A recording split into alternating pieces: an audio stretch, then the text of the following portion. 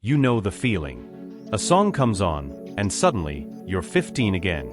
For millions, that song is this one. It was the security blanket for a generation of teenage girls.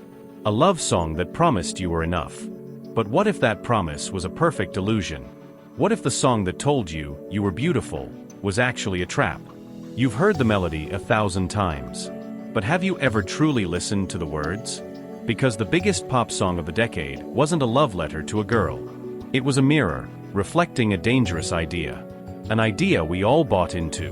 And the truth that hides in plain sight isn't just a pop stunt. It's a psychological masterpiece. The song that fooled a generation. The year is 2011.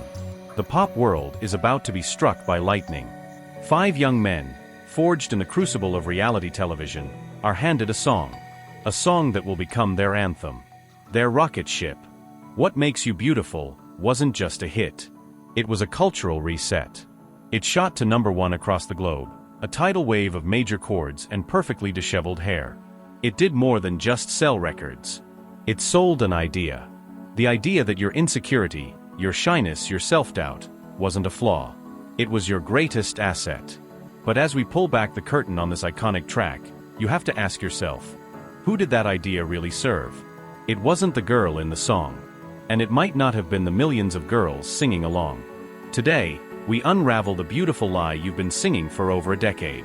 The story of this song begins not in a stadium, but with a quiet, private moment that was never meant for the world to hear. A moment that changes everything you think you know about these lyrics. Chapter 1. The Accidental Confession. Every song has an origin story. And this one is the key. It came from songwriter Savan Kotecha, the hitmaker behind tracks for Ariana Grande and The Weeknd. But this idea didn't come from a brainstorming session. It came from his wife. One morning, she was having a moment of self-doubt. Looking in the mirror and feeling, in her words, ugly. Like any loving husband, he disagreed. He told her, "No, you're beautiful. You just don't know it." And right there, a multi-million-dollar idea was born. Kotecha himself said, "I was like, oh crap. That's a good song. Hold on." He wrote the song for his wife. A touching, intimate moment between two people. But here's the twist. When you take a private reassurance and turn it into a global pop formula, the meaning changes. It gets warped. The song opens with that very line, "You're insecure, don't know what for." It feels like an arm around your shoulder. But listen closely. It's not a question. It's a diagnosis. The narrator isn't curious about her feelings. He's stating them as a fact. He already has the answer. He is the authority on her inner world. The girl in the song? She's a ghost. A silent muse. She has no voice, no opinion, no story of her own. She is an object of affection, admired for what she lacks, self-awareness. And that private, loving comment? It was about to become a very public, very profitable piece of programming. And as we'll see, this accidental confession plays directly into one of the most powerful psychological forces that governs our lives.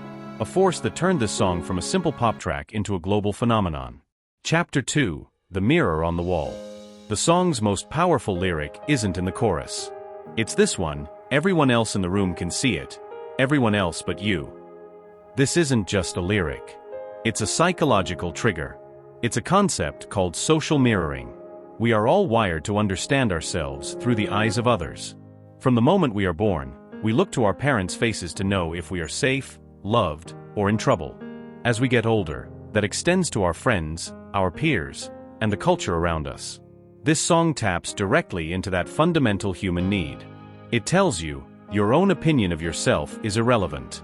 The only truth is the one reflected back at you by the crowd.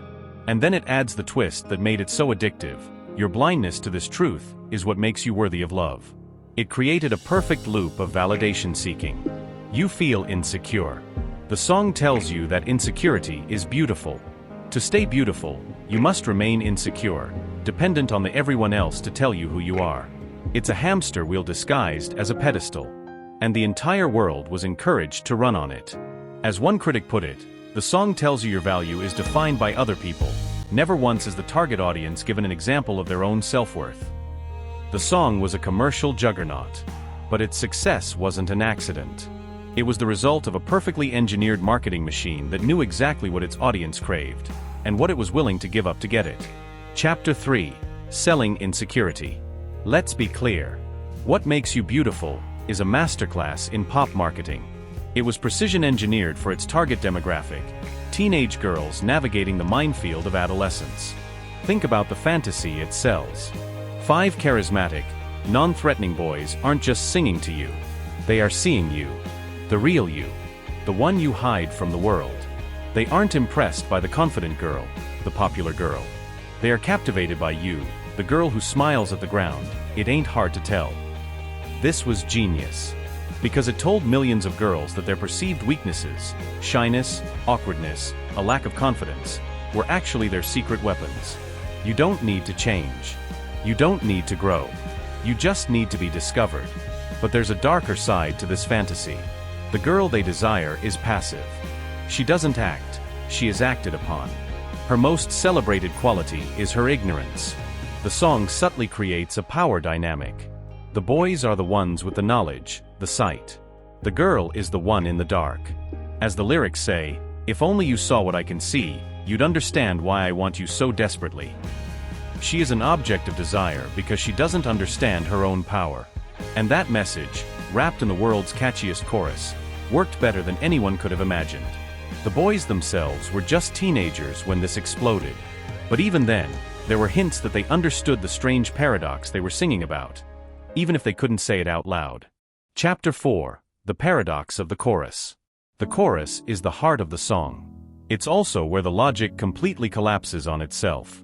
The central message is, you don't know you're beautiful. That is what makes you beautiful. It's a perfect, unbreakable paradox. Think about it. The moment she believes him, the moment she accepts, okay, I am beautiful, she loses the very quality that supposedly made her beautiful in the first place. It's a compliment that self-destructs.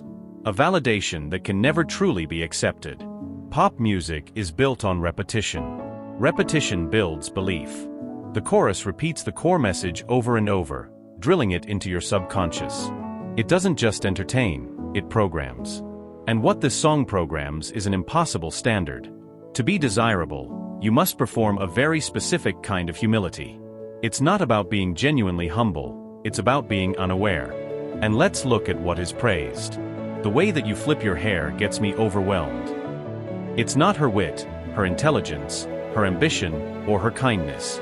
It is her unconscious physical gestures.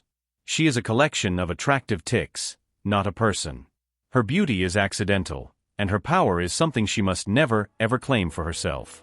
For a decade, this was the narrative. But now, the fans who grew up on this song are adults.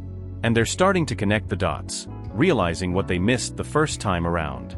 Chapter 5. The Verdict a decade later. The directioners who screamed for these boys are now in their 20s and 30s. And their perspective has changed. Online, you see a generation re-examining the media they consumed.